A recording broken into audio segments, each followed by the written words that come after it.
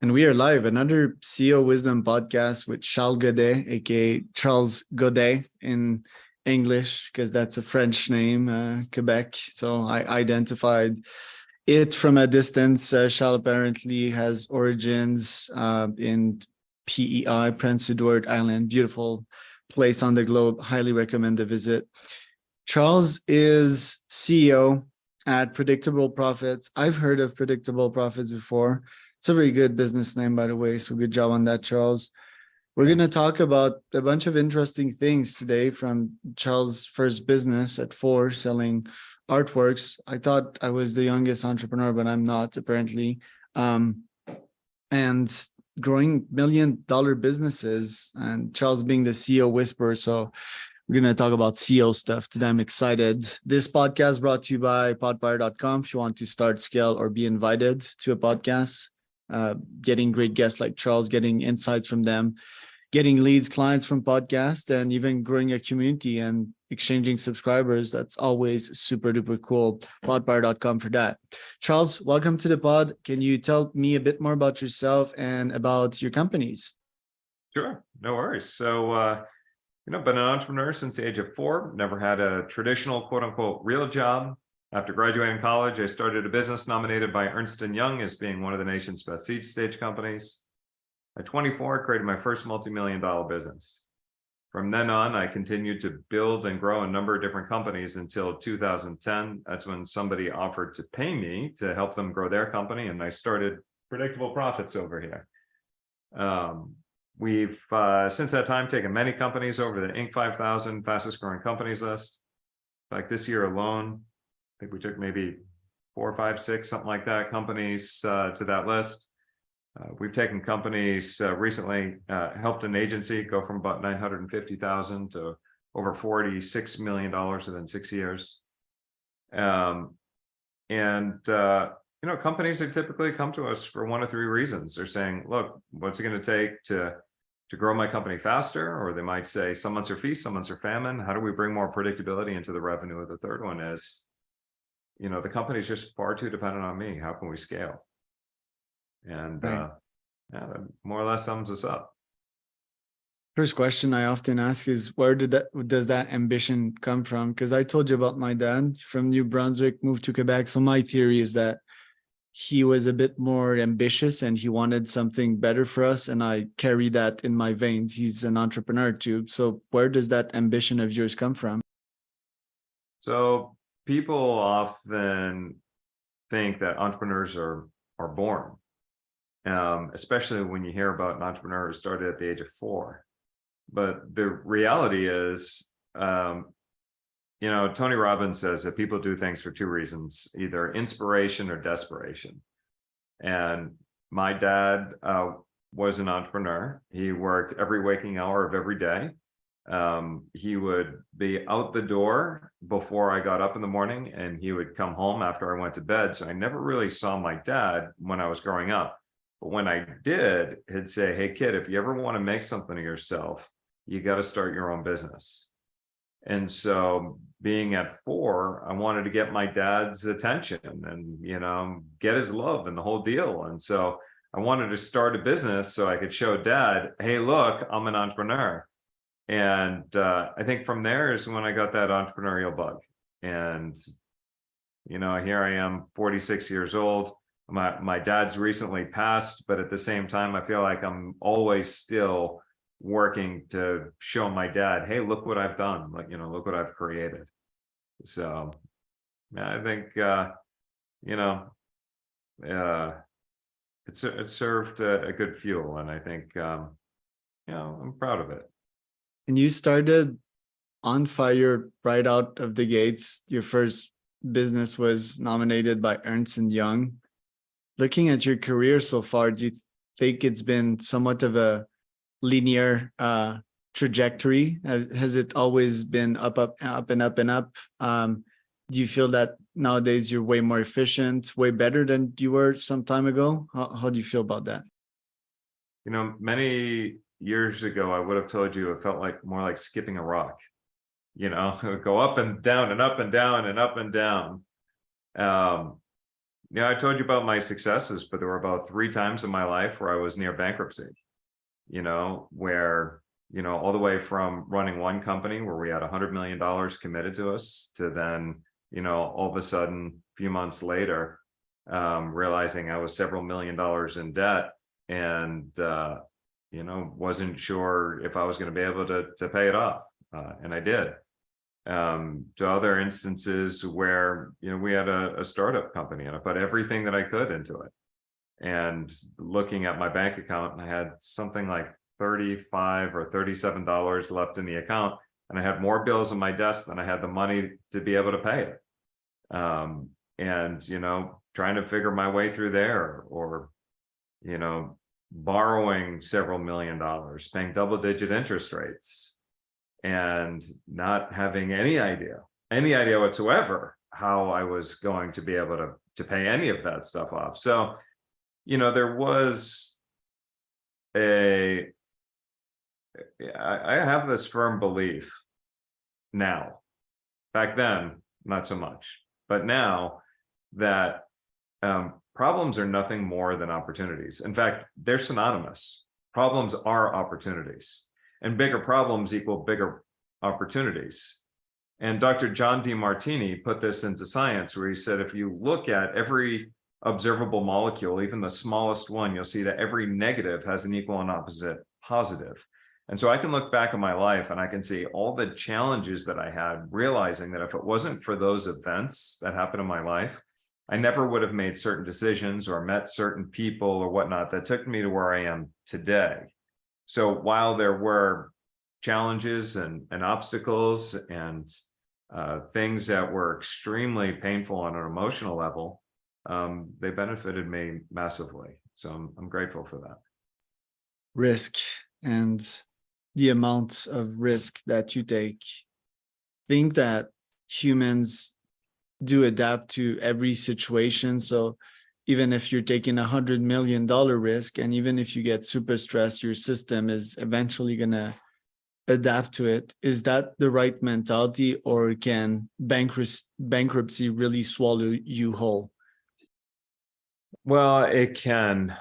Risk is something that is kind of funny, because I think back in the day, I may have accepted too much risk for the wrong reasons, because it was more of adrenaline and excitement. And there was this part of me that I remember I was getting in the car meeting with a venture capitalist, and I said to my girlfriend, now my wife, I said, there's a little part of me that hopes that he doesn't invest in us. And she said, why would you say that? And I said, because then I feel like the game would be over, and this is the part that I love the most. And so there was, there's a little bit of,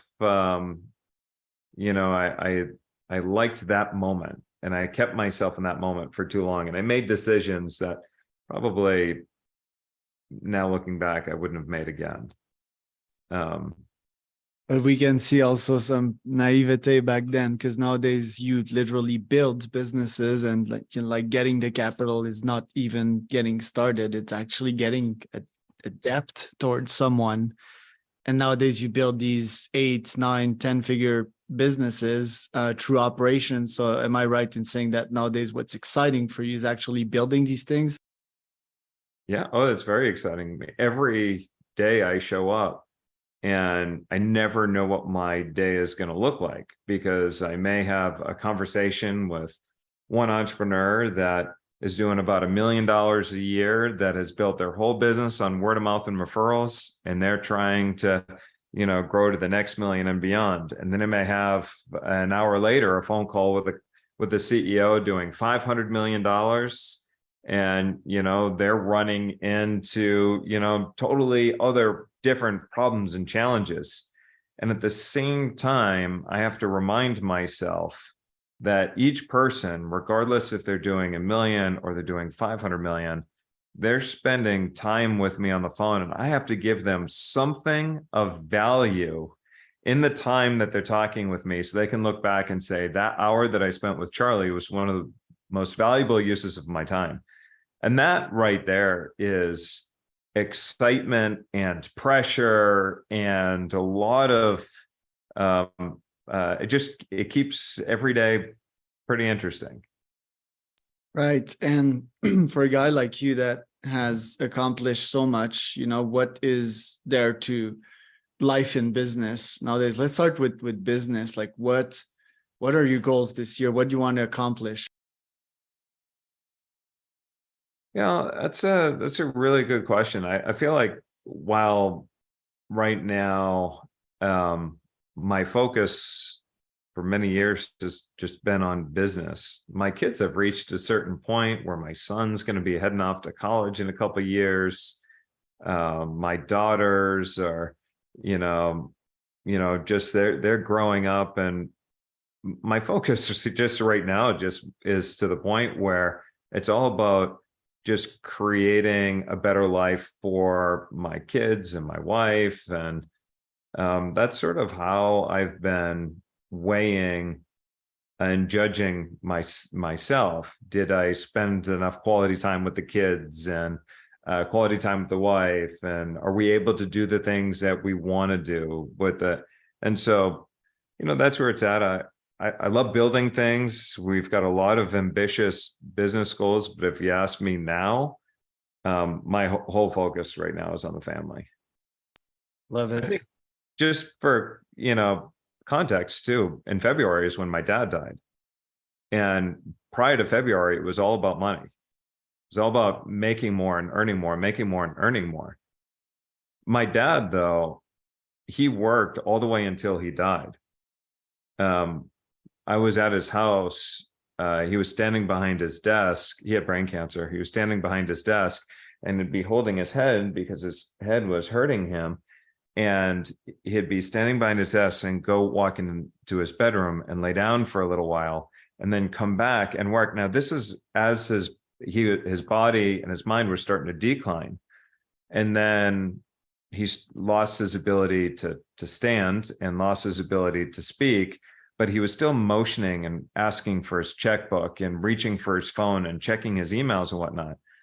And that was a big moment for me because I looked at my dad and I looked at everything that he was doing. He worked all the way until the very end. And prior to that, about 2 weeks before this happened, he called me up begging for ways to extend his life. And he said, if you can find me anybody, any person, regardless of where they are in the world, at any cost, I will, at this point, write a check for everything I have if you can extend my life in any form or way.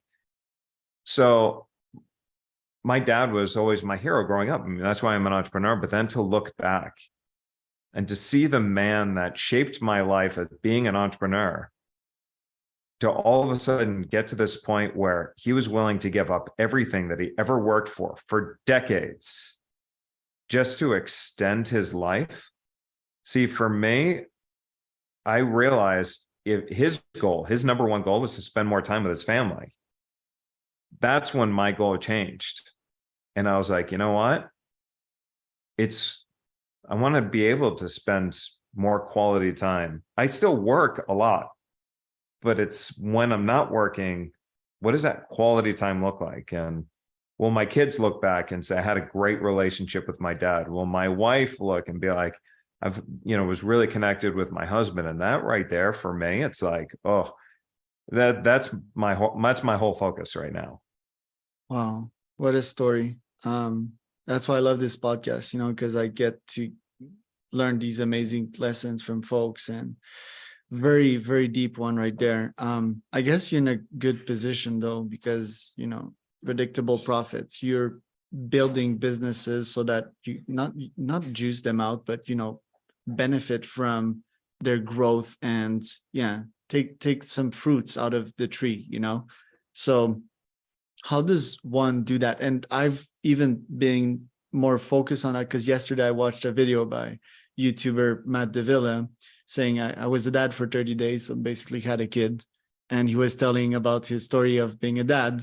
Lots of stress, lots of time, disrupted schedule, low sleep, that's what I'm about to hit in less than 2 years, So I want to automate my business. I want, to focus on profits.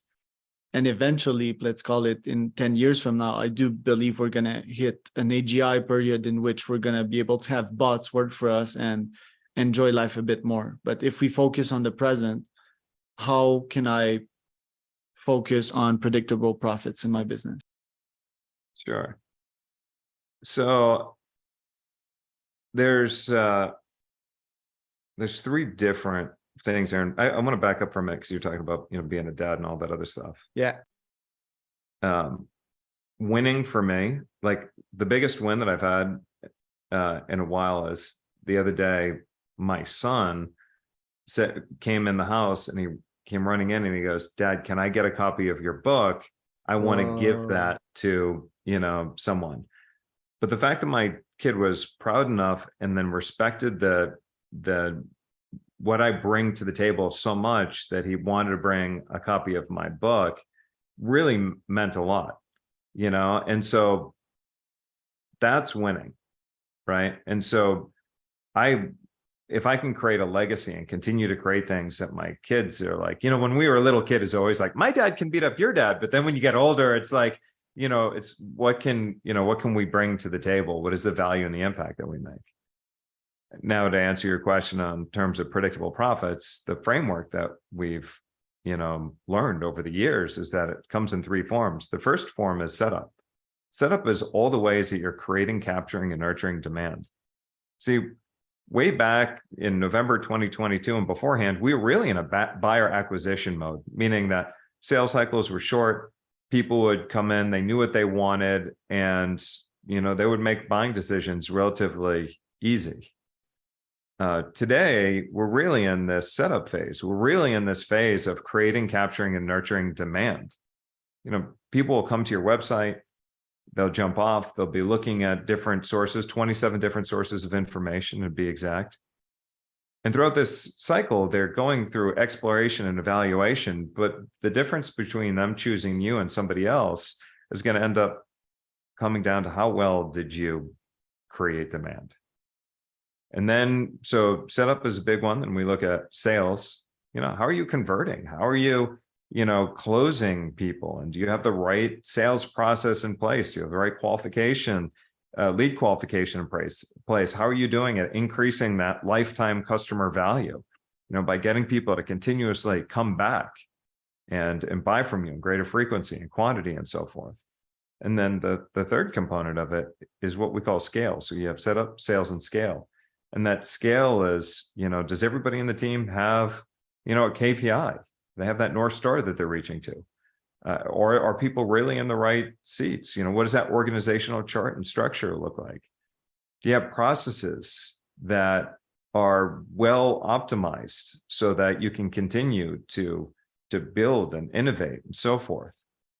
We've talked about the different growth trajectories that we've helped companies go on. And earlier in this podcast, we talked about the number of companies that we've taken over the Inc. 5000. But what a lot of people don't see is that 66% of those companies that make it on the Inc. 5000 fastest growing companies list within 5 to 8 years will go out of business, shrink in size, or be disadvantageously sold. So very early on, we noticed this when we were growing companies and we're like, wait a minute, we're growing companies. And then we're starting to see that growth begins to plateau and at sometimes begins to dip down. Why is that? How do we stop that? And that's because the companies grow faster than the leadership's abilities to stay in front of it. That's because when we're looking at growth at all costs, they're not thinking in terms of scalable marketing and sales strategies. So when you look at most business owners and you ask them, so, what are you doing to right now generate leads and sales? Most of them are going to tell you word of mouth and referrals. But word of mouth and referrals isn't enough to grow and scale a business. I see here on your screen, that you're CEO of Top Leads and you do, cold email. That's a great spoke to have into the wheel, whether or not you're in the B2C and you want to recruit more partners, or you're in B2B and you're trying to bring in more leads. Cold prospecting is an essential part of creating business. You have your push and you have your pull. Just not enough people are focusing on scalable marketing and sales strategies. Instead, what they're doing is they're looking at, word of mouth and referrals, and they're trying to use hard work to grow and scale. Not only work for a little while, but eventually it starts to burn out. Oh yeah. The podcasting, what has it brought to you yet? Has it served you? Do you get insights from these folks? Do you build your community? Do you grow your network? Are you bullish on podcasting? So it's funny, if you asked me how many deals can I directly attribute to the Beyond Seven Figures podcast, I would say I don't know that I can attribute even a single deal for that matter. But the amount of people that consume my podcast and listen to it, that helps to create demand, is an integral part of the buyer's journey. You see, consumption drives conversion. The more content that they consume from you, the more it starts to create that demand. There's going to be something that either I say in my podcast or you say in your podcast, they get somebody to sit back on their heels and they go, oh, that changes everything. It just matches the message that's going on in their brain right now. And the moment that connection happens and they go, that changes everything. That's when they turn around and they go, all right, so what's it going to be like to work with you? So, and before that though, you're just interesting. And you're interesting. You have something that may or may not really work with them. Should they spend the money? Should they not spend the money? But then the more they consume from you, you go from interesting to I want that. And then I want that to I need that. I got to buy this right now. And that's all part of this buyer's journey. Well, let me tell you that the dad story that you told me got me emotional, and that unlocked something in me. Like today, this longevity mission I've been on for quite a while.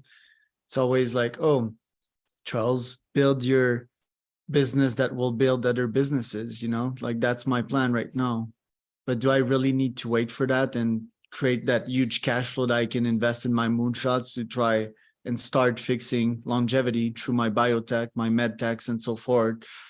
Probably not. There's this sense of urgency. I mean, our time on this planet Earth is limited. And if I can increase lifespan and the quality of it, then I think the world will be better as result. What are your moonshots on your side? Because you're family focused nowadays. Do you still have some of these big, bold missions?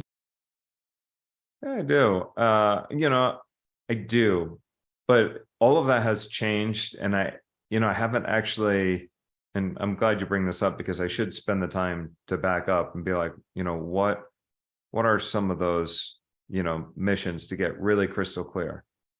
There are a lot of things that people would look at to say, okay, those are big goals. I mean, I'm the CEO of a number of different companies right now. I've acquired, more properties. I'm investing in, other, enterprises. And a lot of that looks like, okay, you're doing some big stuff. Those are some big goals, but it's like, no, that's not really like, those aren't big goals. That's just me moving forward.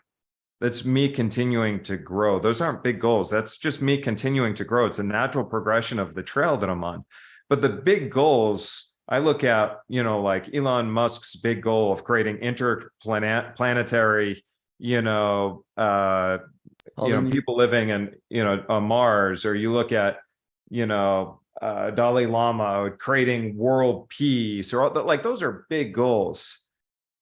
It used to be for me, like, I want to be a billionaire, and it was all about like, I got to do that. And now I need to, you reminded me that I need to take that time. What I'm seeing is like when you pitch a ball, if it goes in a curve and it goes down eventually, and then you pitch another one, and it's like forward momentum, because on your side you accomplish so much. But yeah, on my side, I also tend to get lost in the details, focusing on this cash machine. And sometimes I'm like, what are my moonshots again? That's why I have them here at the bottom. You know, it's a great reminder. But the thing with moonshots is that they're so risky, right? You risk it all, and the chance of failure is so goddamn high. But let me ask you this, you know, because one of the greatest moonshotters nowadays, I think, is Sam Altman. He's trying to crack AGI, literally. And if we crack AGI, life will be so much more different. If we step back a little bit, I do think that this is going to happen somewhat gradually. Yes, it's going to be fast, but I do think that folks that are in a position like you and I that have time, money, and energy are going to have a huge advantage in hiring or creating these AGIs that will work for us, right? It's just like a virtual assistant. You prompt it, hey, can you do that for me? And it does it for you. What's your view on AI and using it to propel your business forward on the short term? And what do you think the near future will look like? So in November, I told my team, if you don't leverage AI within 2 months, I'll have no use for you. So everybody on the team had to learn how to use AI. And at the point, it was still very early on. Not a lot of people were talking about AI, and they looked at me like, you know, what are you talking about? You're nuts. Now everybody uses AI, and they're realizing that they are far more productive today than they were back then. We're looking at ourselves and measuring ROT, return on time. You know, so something that I did, you know, recently, I had a meeting Saturday afternoon, and in preparation for that meeting, I put together a document that was created with AI.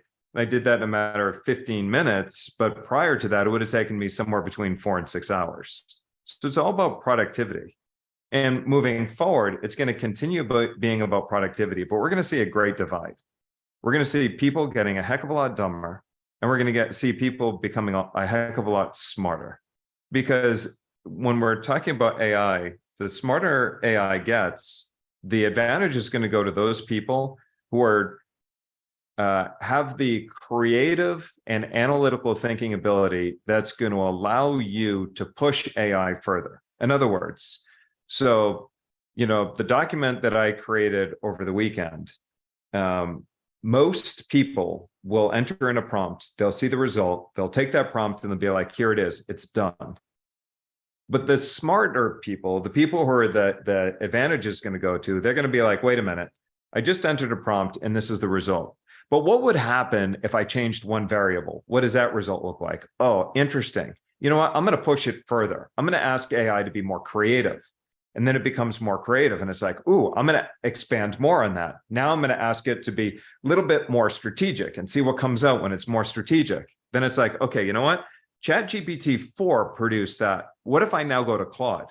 I'm going to take the same output. I'm going to put it in Claude. I'm going to see what Claude creates. And then you look at the output on Claude and it becomes different. You go, okay, what are the best pieces here and the best pieces here? How do I put it together? Now, let me run through one more time and see what it looks like, what it feels like, and what I can do with it.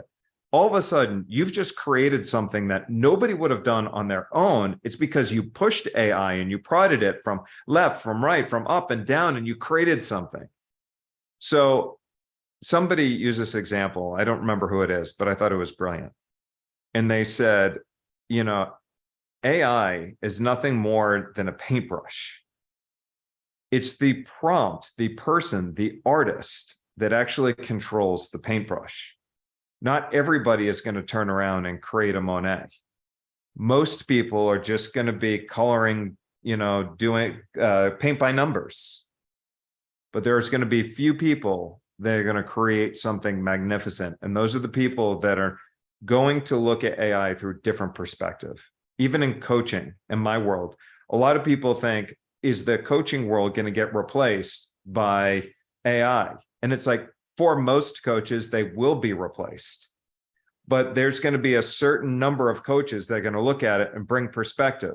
I had a client that showed me an output and he goes, look at this, it's perfect. And he started building his business from the output. And I said, but you're missing one word in this entire thing. Rewrite this prompt and add busy in front of your ICP. And look at what the output has, because you're missing the fact that they're busy. And he put busy in front of it and it changed the entire business model. And I'm like, see, it is going to be perspective that AI still doesn't have, and it's a long ways away. And that's going to be the great divide from the people who just turn around and they push it, they prod it, they question it, and they use AI instead of the other people that just let AI do all the thinking for them and they take it for what it is. Love it. And do you have 5 more minutes? I do. Okay. So one insight that I'm getting first, SOPs are becoming prompts for AI. Okay, that's one. 2, to your point at the beginnings, you were saying that AI is going to make people dumber. I just want to clarify on that. There's takers and givers in this world. I mean, it's never as simple as that, but there's takers and givers, right? And the takers, what I view is like people on the other side of social media. People, I call them serotonin fiends. You know, they will be fucked by AI. Like, I mean, if we're seeing what we're seeing right now, and there's not even intelligence in the back end of these algorithms, be careful for what you're going to consume and how your brain is shaped. I think that these brains are at massive disadvantages. They probably need a retreat of like 10 to 20 to 30 days just to reshape how their brain reacts. You know, it's like a biochemical mess. Then the last point I want to explore with you, which is super interesting. So can we replace prompt engineers with an AI? And if so, what would that AI do? Would it just like connect to OpenAI's API and constantly prompt it the best way it can and try to get the max out of this algorithm? And if so, what would be the onboarding to that? Would it be a software, let's call it prompt AI, whatever? You get onboarded on that. You say, okay, I'm a CEO of a coaching company. Here's my audience. Here are my top 3 goals. And then you just let the AI, the agent, run a bunch of prompts in various departments of your business. Okay, so I need leads. I need better accounting. I need better contracts. And then you let it run wild. And then the AI, it returns all of these tasks done in the best way possible with OpenAI's responses. What do you think about that? So I'm going to metaphorically compare it to F1, right? So Formula One, if you look at it, you've got the top drivers in the world that are oftentimes, after a 2-hour race, separated by mere seconds. In fact, it was one race with the difference between, I believe it was the difference between 1st and 7th place, if I remember right, in qualifying. I think it came down to like 0.3 seconds, right? 0.3 seconds. We're talking like that. And we're cars that have driven miles, and all of a sudden the difference between 1st and 7th place goes down to that. When we're looking at AI will take over 80% of all our actions and our activities and our decisions and everything. It can do the 80%. Getting to 80% of being an F1 driver, that's the easy part. You can cover the first 80%. And you can learn to drive real fast, you know, maybe win a few races and the whole deal. But then if you want to be in the top 4%, so if you want to go from 80% to 96%, now all of a sudden, like, that's hard. That's really hard. You're going to have the best coaches, the best trainers. You got to start making some sacrifices. You got to make better decisions. That's where it becomes really, really difficult. And that's when, you know, in motorsports, they're going to start making a lot more money. You'll start seeing them on TV. They'll make more money and so forth. They're going to become leaders. But then if you want to become in the top 4%, if you want to become what's known as a positive deviant, so meaning like you are the best of the best, now everything changes. And every fine detail and so forth. If you look at like the Formula One drivers, everything is so calculated. They have somebody for their minds to make sure their mindset is in the right way. They have a technology team. They have a nutritionist. They have a physical trainer. They have all these different things to make sure that they're testing their reaction time. Like everything is so fine-tuned. you're going to see with AI, the first 80% are going to let all the prompts do all the work for them. Then the next group of people, they're going to start pushing the prompts and questioning the prompts and seeing what more they can do. And they're going to be asking what isn't being done, what question isn't being asked, what answer isn't being given. And then the final 4% at the very end, they're going to do things and see things that the rest of the 96% couldn't do or couldn't see. And so no matter how far AI gets, there's always going to be that level of creative thinkers, of those analytical thinkers that are always going to be pushing it and asking it one level deeper. Remember, there's the paintbrush there. That's all AI is the paintbrush. And Right. so just depends on what you do with it. One last comment on that, like nowadays there's the 0 to 60 race, and human brain, it doesn't understand, right? Like Tesla doing 0 to 60 in 1.3 second, right? And just to follow up with another analogy there, well, in the future, it's going to be 0.1 second. And then we're going to talk about fractions of fractions of fractions. We're going to talk about stuff that is not even imaginable to your human brains. That's how fast this thing will progress, Sure. And that's why I don't think I can't think of any other options than to merge with that intelligence. But yeah, like very cool analogy there. It's the same reason why I can invite like 10 prompt engineers on my podcast and ask them question. 8 out of 10 will be full of shit, and 2 of them will give me like great insights, So that's the nature of life. And if you can find an algorithm to get you to that quality quicker, surrounding yourself with great people, talking with folks on this podcast, and brain sparring, as I call it, and then I think, you'll definitely be in a good position. Charles, thank you so much for the value you've added today. Where can people find out more about you? Predictableprofits.com would be the best place. Again, that's predictableprofits.com. They can also find me across social media just under my name, Charles Gaudet. And then, that's or the Beyond Seven Figures podcast if they want to listen to me on the podcast. There you go. And I'm Charles Cormier, your host, CEOWisdomPodcast.com. If you want to start, scale, or be invited to a podcast, podpire.com. That was